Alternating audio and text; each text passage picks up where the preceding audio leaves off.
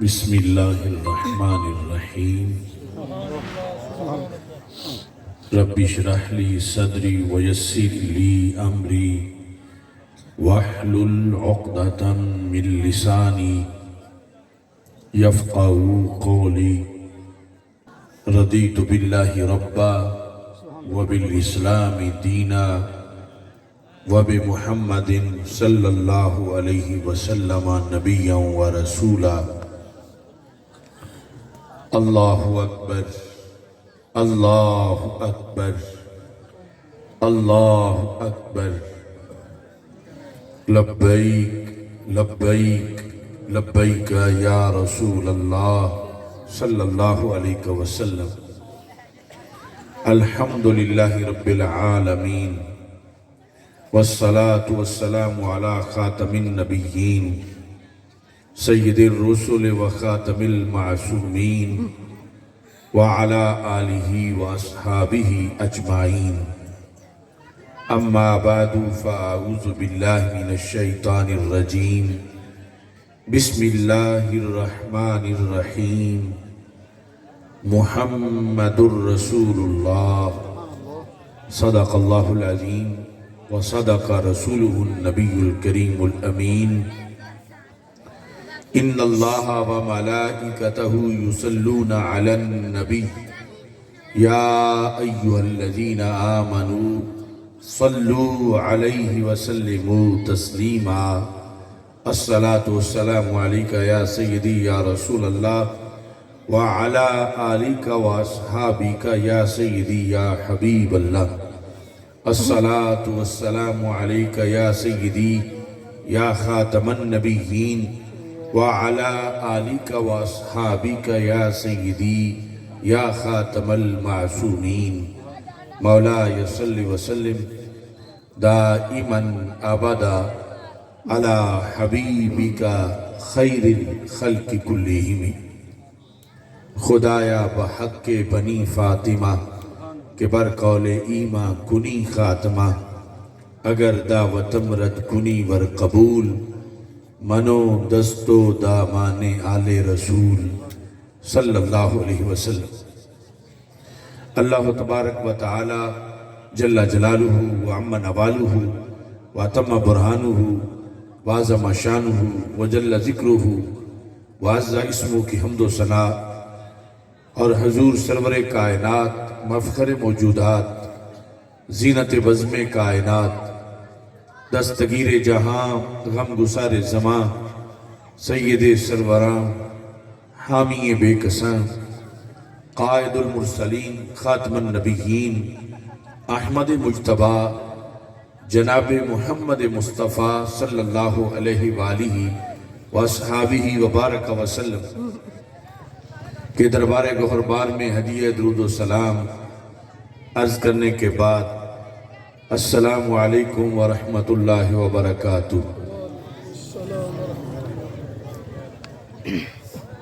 رب ذوالجلال کے فضل اور توفیق سے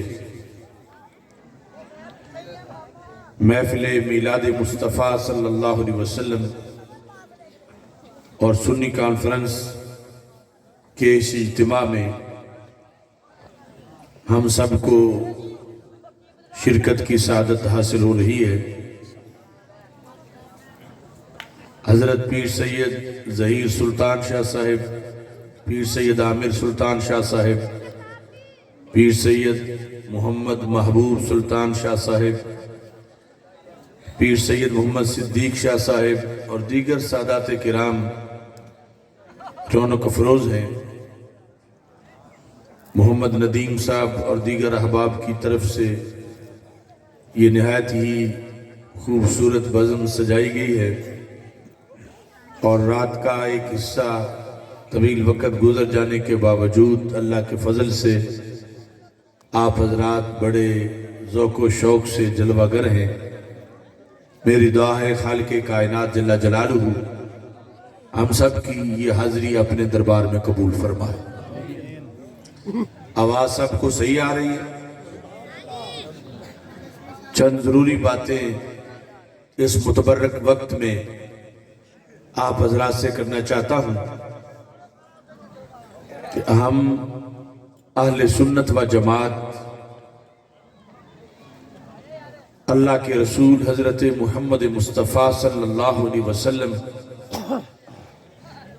کی شان و عظمت اور پھر آپ کی نسبت والی ہر چیز کی شان و عظمت مانتے بھی ہیں اور دن رات اس کا چرچا کرتے ہیں۔ یہ عقیدہ قرآن و سنت کی تعلیمات کے عین مطابق ہے اور 14 صدیوں سے مسلمان اس عقیدے پر موجود رہے ہیں۔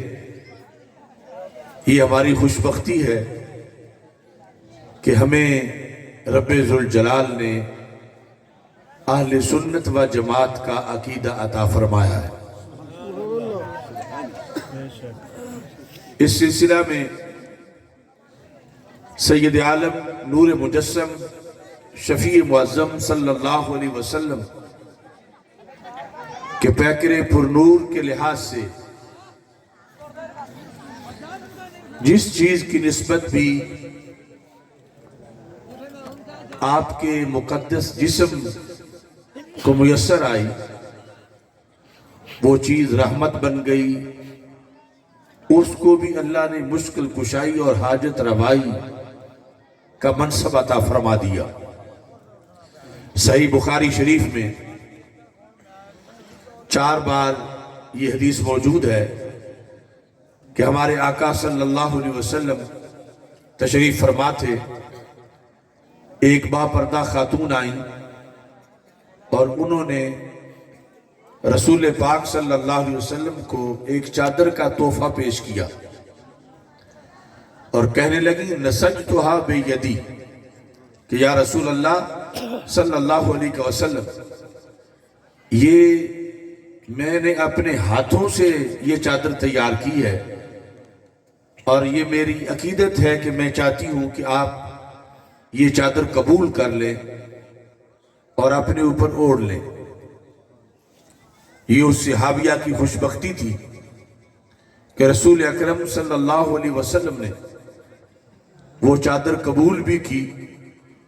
اور اس کو زیب تن بھی فرمایا۔ جب رسول پاک صلی اللہ علیہ وسلم نے وہ چادر استعمال کی تو مجمع میں جو صحابہ بیٹھے ہوئے تھے ان میں سے ایک صحابی ہیں درب بہادی ہے۔ رسول پاک صلی اللہ علیہ وسلم کے دربار کا منگتا خالی نہیں جاتا، آپ نے وہ چادر اتاری اور اپنے منگتے کو عطا کر دی۔ جس وقت رسول پاک صلی اللہ علیہ وسلم مجلس میں سے اٹھ کے گھر تشریف لے گئے تو باقی صحابہ نے اس چادر مانگنے والے صحابہ پر اعتراض کیا کہ تم نے یہ چادر کیوں مانگی؟ تمہیں پتہ بھی ہے کہ رسول پاک صلی اللہ علیہ وسلم کو چادر کی ضرورت تھی، اگر تحفہ نہ آتا تو ویسے خریدنی پڑتی، تو یہاں ایسا تو ہو نہیں سکتا کہ منگتا خالی چلا جائے، تجھے یہ چادر مانگنی نہیں چاہیے تھی۔ اب اس صحابی نے جو جواب دیا وہ صحیح بخاری میں موجود ہے اور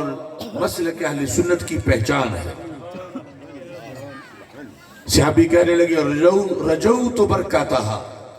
حین لبسها النبی صلی اللہ علیہ وسلم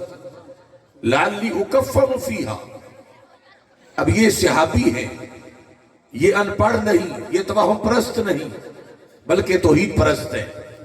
کہنے لگے کہ یا رسول اللہ،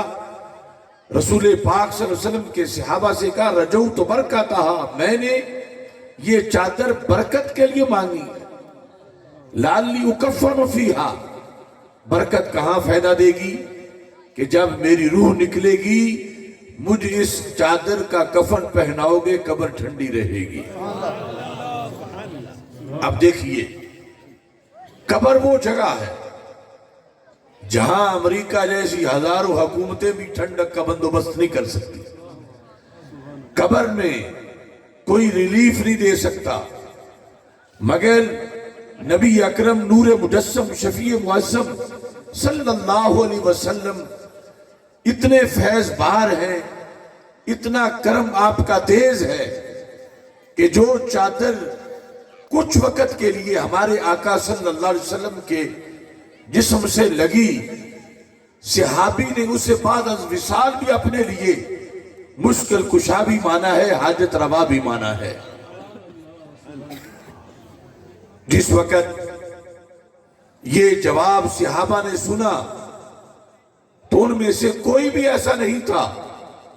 کہ جو یہ کہے کہ تمہارا یہ عقیدہ معاذ اللہ مشرکانہ عقیدہ ہے کہ تمہارا اللہ کے بھروسے پر، اللہ کے فضل پر کوئی توکل ہی نہیں اور تم چادریں مانگتے پھر رہے ہو۔ کسی ایک صحابی نے بھی یہ چادر مانگنے والے صحابی پر اعتراض نہیں کیا، بلکہ جب وصال ہوا حضرت عبد الرحمن بن عوف رضی اللہ تعالیٰ عنہ کا تو حضرت سہل بن سعد کہتے ہیں زندہ صحابہ نے انہیں اسی چادر کا کفن پہنایا جو کہ رسول پاک صلی اللہ علیہ وسلم سے انہوں نے کبھی مانگی تھی۔ تو اس بات کو سارے صحابہ نے امت تک پہنچایا کہ بے جان دھاگے بھی اللہ کے رسول علیہ السلام کی جسم سے لگ جائیں، رب ذوالجلال انہیں بھی مشکل کشا اور حاجت روا بنا دیتا ہے۔ اب دیکھیے، ایک ہے خود پیکر نبوی اللہ کے رسول علیہ السلام کا جسم، اور ایک ہے ایک علیحدہ بننے والی چیز۔ اس چادر کی بیٹری چارج ہونے میں کتنی صدیاں لگی، کتنے سال لگے؟ ارے سال تو کیا، ایک مہینہ بھی، ایک ہفتہ بھی نہیں لگا، ایک پورا دن بھی نہیں لگا۔ ایک لمحے میں وہ چادر آئی ہے، دوسرے میں ہمارے آقا علیہ السلام نے زیب تن فرمائی ہے، تیسرے میں منگتے نے مانگی ہے، چوتھے میں عطا فرمائی ہے، پھر بھی مشکل کشائی ہے۔ ایسے ہی مشکات شریف کے اندر یہ حدیث شریف موجود ہے کہ حضرت اسماء بنت ابی بکر رضی اللہ تعالی عنہا جو سیدنا صدیق اکبر رضی اللہ تعالیٰ عنہ کی بڑی صاحبزادی ہیں، 74 ہجری تک وہ زندہ تھی، اور یہ وہی اسماء ہیں جو ہجرت کی رات رسول پاک صلی اللہ علیہ وسلم کے لیے کھانا لے کر غار میں پہنچی تھی۔ اتنی لمبی عمر انہوں نے پائی۔ حضرت اسماء رضی اللہ تعالیٰ عنہا کے پاس ایک جبہ تھا، اس جبے کا وہ تعارف یوں کرواتی ہیں، ہذہ جبۃ رسول اللہ صلی اللہ علیہ وسلم، لوگوں یہ عام جبہ نہیں، یہ میرے نبی علیہ السلام کا جبہ ہے۔ کانت اندہ عائشہ تا، رسول پاک صلی اللہ علیہ وسلم کا جب وصال ہوا تو یہ جبہ حضرت عائشہ صدیقہ رضی اللہ تعالی عنہا نے لے لیا۔ لما قبضت قبضتها، کہتی ہیں جب ان کا وصال ہوا حضرت عائشہ صدیقہ کا تو اسماء کہتی ہیں میں نے یہ جبہ اپنے پاس رکھ لیا۔ اب اس جبے کے لحاظ سے جو نظریہ ہے حضرت اسماء کا، وہ کہتی ہیں نحن نغسلها للمرضى نستشفی بہا، ہم صحابہ میں سے جو بھی بیمار ہو جاتا ہے ہم جبے کو دھو کے نچوڑ کے وہ پانی پی لیں، بیماری دور ہو جاتی ہے۔ یہ لوگ توہم پرست نہیں تھے، یہ ایسا نہیں کہ صدیاں گزر جانے کے بعد ان کے دین میں کوئی فطور آ گیا تھا۔ یہ تو وہ ہے جنہوں نے ڈائریکٹ اللہ کے رسول علیہ السلام سے عقیدہ توحید کے پیالے پیے ہیں اور سرکار سے فیض پایا ہے۔ ان کا یہ یقین ہے اللہ کے اذن کے بغیر کوئی پتہ بھی نہیں ہلا سکتا، مگر اللہ چاہے تو وہ جبہ جو رسول پاک صلی اللہ علیہ وسلم کے جسم سے لگا ہے، اس جبے سے جو پانی لگا ہے وہ پانی بھی بیماریاں دور کر دیتا ہے۔ اور یہ نہیں کہا کہ غسلناہا، کہ ایک بار ہم نے جبہ دھویا اور برکت نکل گئی۔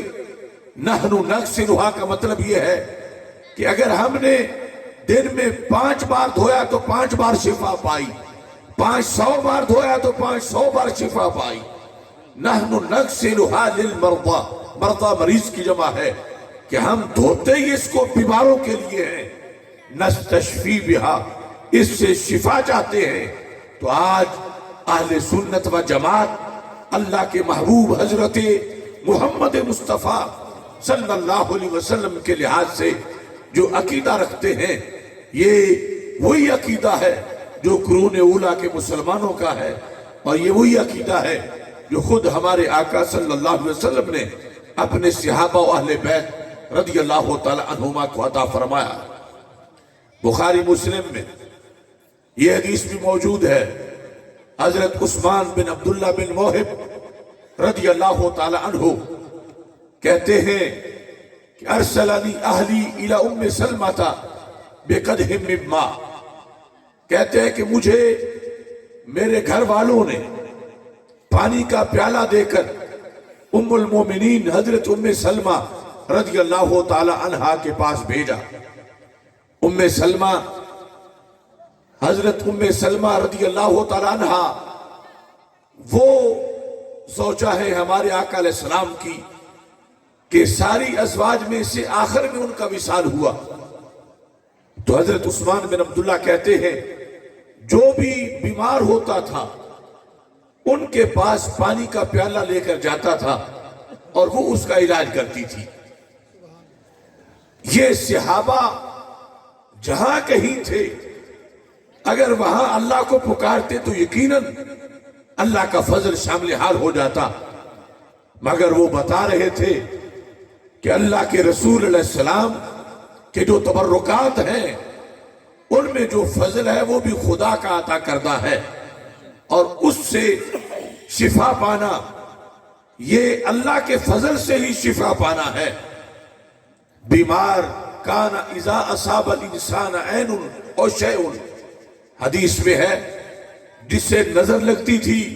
بخار ہوتا تھا، کسی طرح کی کوئی بیماری آتی تھی، وہ پانی کا پیالہ لے کر حضرت ام سلمہ رضی اللہ تعالی عنہا کی خدمت میں حاضر ہو جاتا تھا، ان کے پاس جا کر اپنی بیماری کا ذکر کرتا تھا۔ تو وہ کیا علاج کرتی تھی؟ فاخرجت من شعر رسول اللہ صلی اللہ علیہ وسلم وکانت تمسکہ فی جلجل من فضہ، ان کے پاس ایک چاندی کی ڈبیا تھی اور اس میں انہوں نے رسول پاک صلی اللہ علیہ وسلم کے منہ مبارک سنبھال کے رکھے ہوئے تھے۔ جب بیمار کا پیالہ جاتا تو وہ ڈبیا کھولتی، اس سے منہ مبارک نکال کر پیالے میں ڈالتی، خد خدت ہو خود پیالے کو جنبش دیتی۔ جب پیالے میں منہ مبارک غسل کر لیتے تو وہ منہ مبارک نکال کے سنبھال لیتی، اس کے بعد منہ مبارک والا پانی صحابی پیتے بیماری دور ہو جاتی۔ اب دیکھیے یہ توہم پرست لوگ نہیں تھے، اور پھر ام المومنین جب ان کے پاس بیمار کا پیالہ پہنچتا، اگر کچھ بھی اس مسئلے کے اندر خرابی ہوتی تو فرماتی کہ میرے بیٹو، اللہ کے رسول علیہ السلام کے جانے کے بعد تم نے دین بدل دیا ہے، اور ہاتھ مار کے پیالہ توڑ دیتی اور کہتی یہ شرک و بدعت ہے، مگر کسی ایک کے لیے بھی انہوں نے انکار نہیں کیا۔ جو بھی آیا ہے اللہ کے رسول علیہ السلام کے منہ مبارک سے اس کی شفا کا اہتمام کیا ہے، اور دنیا والوں کو بتایا ہے جو در بدر بھٹکتے ہیں دوا کے لیے انہیں کہو مدینے چلے شفا کے لیے، خدا نے دنیا میں بھیجا ہے اس لیے ہم کو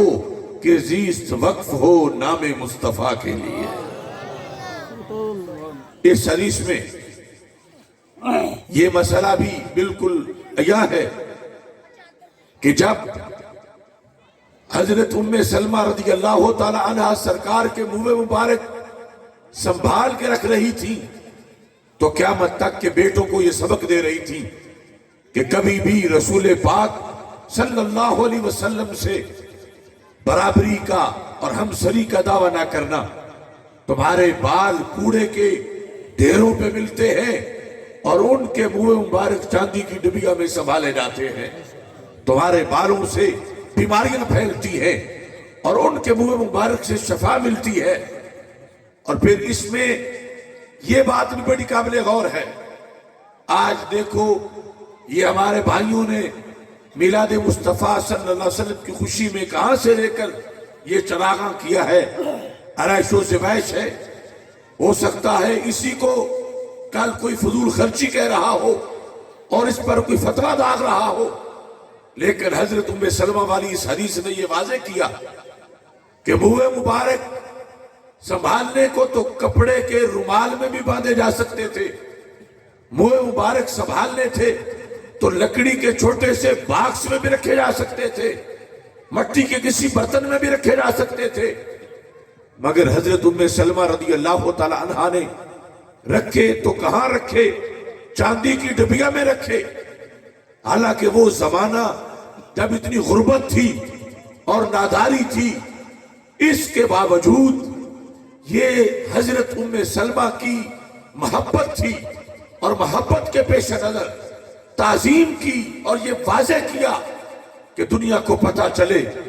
कि औरों का एहतमाम और होता है, अल्लाह के रसूल अलैहिस्सलाम की निस्बत वाली चीज का एहतमाम और होता है। तो इस बुनियाद पर जो दुनियादारों की महफिलें हैं, लोग उनके लिए भी एहतमाम करते हैं, लेकिन ये आशिकाने रसूल सल्लल्लाहु अलैहि वसल्लम ने सरकार की नाम की इस महफिल के लिए इतनी महंगाई के बावजूद ये एहतमाम करके उस सुन्नत हजरत उम्मे सलमा पे अमल किया है कि अगरचे वहां सादगी से भी मुंह मुबारक महफूज किए जा सकते थे, मगर ये अजीम माँ का सबक था कि सरकार के लिए जितना अच्छा एहतमाम हो और ताजीम हो, उस पर अल्लाह अजर सवाब अता फरमाता है। और ऐसे ही जब इसमें रिया नहीं है और सिर्फ अहमद मुस्तफ़ा सल्लल्लाहु अलैहि वसल्लम के लिहाज से खुशी पेश नजर है, तो इस बुनियाद पर यकीनन तबस्सुमों का फी वजह अखी का सदका। सरकार फरमाते हैं जब तुम अपने किसी भाई से मुस्कुरा के मिलते हो, अल्लाह इस पर भी सदके का सवाब दे देता है। हालांकि उस मुस्कुराहट में आपने भाई को ना चावल खिलाए हैं ना कपड़े लेके दिए हैं, सिर्फ मुस्कुराहट ने ये तर्जमानी की है कि तुम खुश हो सकता है वो खुशी बेटे की विलादत की है, हो सकता है वो खुशी अपने कारोबार की है। तबस्सुम की बुनियाद पर जब इतना अजर व सवाब मिलता है कि उसको सदका करार दिया गया, तो फिर ये लाइटिंग का जो तबस्सुम है, जो अपने बेटे की विलादत की वजह से नहीं सरकार की आमद की वजह से है, तो यकीनन ये वो तबस्सुम है जो एक सदका करार पाता है। और सदका क्या होता है? सरकार फरमाती सदका तो तुत्फिउ ग़ज़ब रब, सदका अल्लाह के गुस्से को बुझा देता है, अल्लाह की नाराजगी उससे खत्म होती है और रब्बे ज़ुल जलाल राज़ी हो जाता है। तो ये एक जहत मैंने हदीस से बयान की निस्बत रसूल अलैहिस्सलाम, दूसरी तरफ वो भी हदीस सही बुखारी शरीफ में है, हमारे आका सल्लल्लाहु अलैहि वसल्लम दराज गोश पे तशरीफ फरमा थे। दराज गोश यानी गधा मुबारक, सरकार दो आलम सल्लल्लाहु अलैहि वसल्लम की सवारी मदीना मुनव्वरा के उस महल्ले से गुजरी जो कि अब्दुल्ला बिन उबई बिन सलूल मुनाफिक का महल्ला था। सवारी के गुजरने से शायद गुबार उड़ा हो, अगर किसी आशिक पे गुबार पड़ता तो उसकी मेराज हो जाती, लेकिन वो मुनाफिक था। जब सवारी वहां से गुजरी तो कहने लगा आजानी नतनो हिमारे का, माज़अल्लाह कहता है तुम्हारे गधे की बदबू ने मुझे तकलीफ दी। नतन कहते हैं बदबू को। अब उसने किस वक्त अल्लाह के रसूल अलैहिस्सलाम को नहीं, जिस सवारी पे सरकार बैठे हैं, अगरचे वो गधा है लेकिन अब उसकी पुष्ट पे नबियों के सुल्तान बैठे हैं, उसको जब उस शख्स ने बदबू वाला कहा तो हजरत अब्दुल्ला बिन रवाहा रज़ी अल्लाह तआला अन्हु जो सहाबी हैं, आशिक़े रसूल सल्लल्लाहु अलैहि वसल्लम हैं, वो सुन रहे थे। ان سے یہ بات برداشت نہ ہوئی. انہوں نے سرکار سے بھی نہیں پوچھا کہ میں جواب دوں یا چپ رہوں،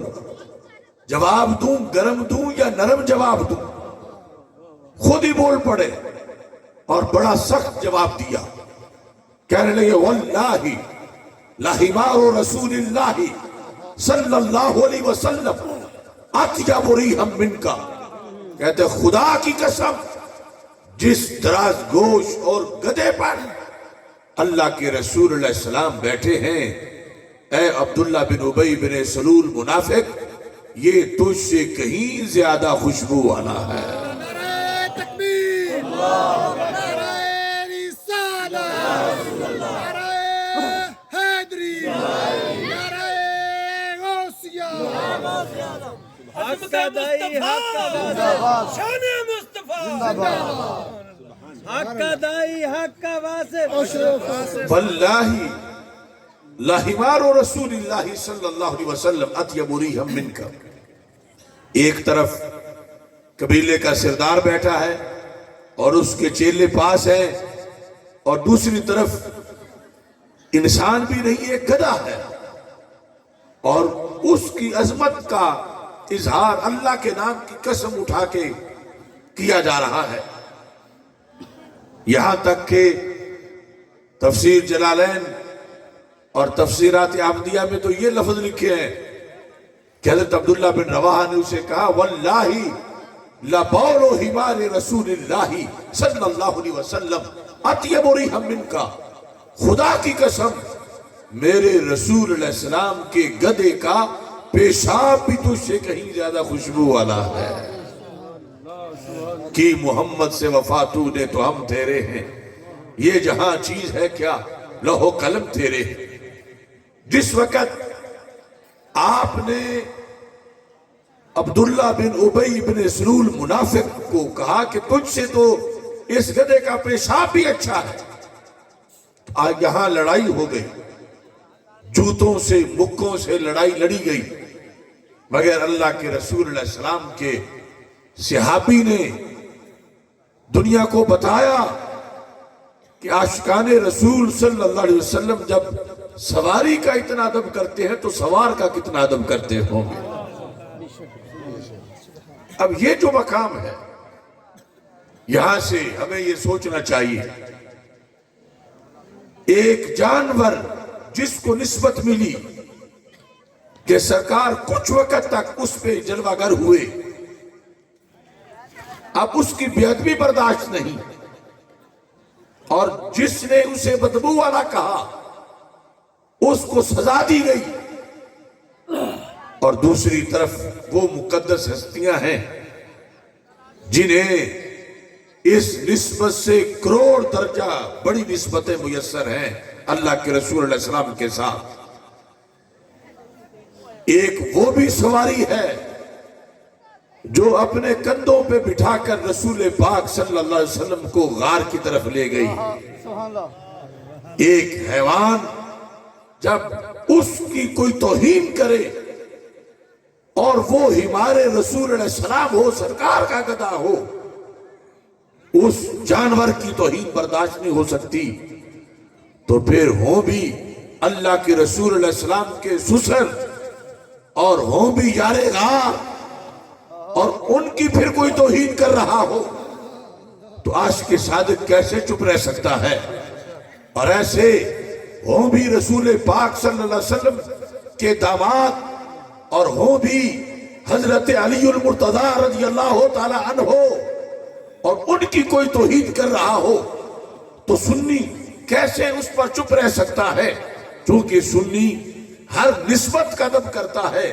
ہر نسبت کا احترام کرتا ہے. اس نسبت کی بنیاد پر آل رسول صلی اللہ علیہ وسلم کی بھی تعظیم کی جاتی ہے اور اصحاب رسول صلی اللہ علیہ وسلم کی بھی تعظیم کی جاتی ہے. اس بنیاد پر ہی اہل سنت کو اہل سنت کہا جاتا ہے کہ حضرت سیدنا امام حسین رضی اللہ تعالیٰ عنہ کربلا کے میدان میں آپ نے یہ حدیث اللہ کے رسول علیہ السلام سے روایت کی اور لوگوں کو بتایا ان رسول اللہ صلی اللہ علیہ وسلم قال علی والی اخی، کہتے ہیں کہ اللہ کے رسول علیہ السلام نے مجھے اور میرے بھائی جان امام حسن رضی اللہ تعالی عنہ ہم دونوں کو فرمایا تھا، انتما سیدہ شباب اہل الجنہ وقرۃ عین اہل السنہ، فرمایا حسن و حسین تم دونوں جنتی جوانوں کے سردار بھی ہو اور سنیوں کی آنکھ کی ٹھنڈک بھی ہو۔ دعویٰ تو ہر کوئی کر سکتا ہے کہ ہم محب اہل بیت ہیں، مگر دیکھنا یہ ہے کہ اللہ کے رسول علیہ السلام نے یہ سرٹیفکیٹ کس کو دیا ہے، اللہ کے رسول علیہ السلام نے یہ سند کس کو دی ہے۔ اے اہل سنت ہم ہیں کہ جن کے بارے میں رسول پاک صلی اللہ علیہ وسلم نے فرمایا، اور حسن و حسین کریمین امامین اس کے گواہ ہیں کہ قرۃ عین اہل سنہ، کہ امام حسن اور امام حسین رضی اللہ تعالی عنہما دونوں اہل سنت کی آنکھوں کی ٹھنڈک ہیں۔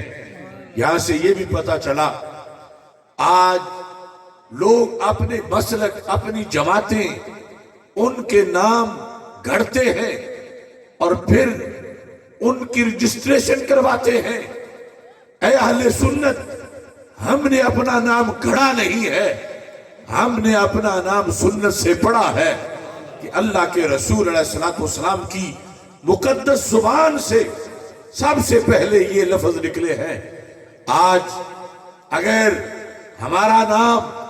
اعلی حضرت امام محمد رضا بریلوی نے رکھا ہوتا پھر بھی سعادت تھی، ہمارا نام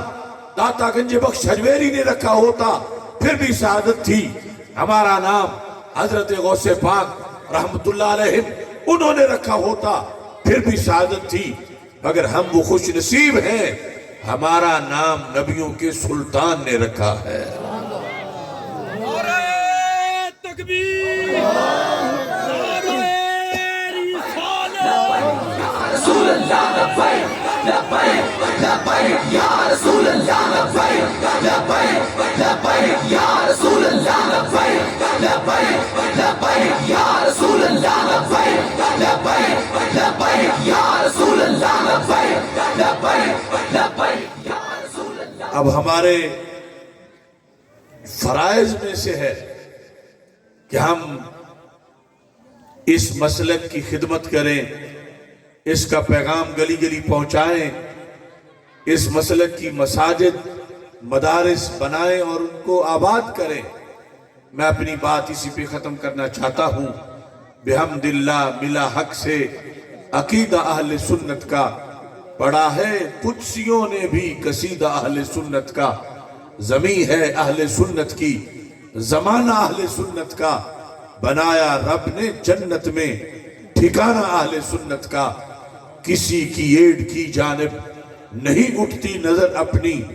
خدا نے بھر دیا اتنا خزانہ اہل سنت کا۔ یہ وہ مقدس لقب ہے کہ کل قیامت کے دن اسی جھنڈے کے نیچے بڑے بڑے غوث قطب ابدال جنت کی راہ کی طرف گامزن ہوں گے۔ رب ذوالجلال ہم سب کو دارین میں ان کے نقش قدم پہ چلنے کی توفیق عطا فرمائے۔ وآخر دعوایا ان الحمدللہ رب العالمین۔ Beslenir iman Her yer ihtilaf Şer ve istilah Bence bir liman Gerçekte kitapta yazılı bu Kur'an. Dur bak burada flow mus'ab, anlatır hak kitap, yalan ve hakikat, cabası tarikat.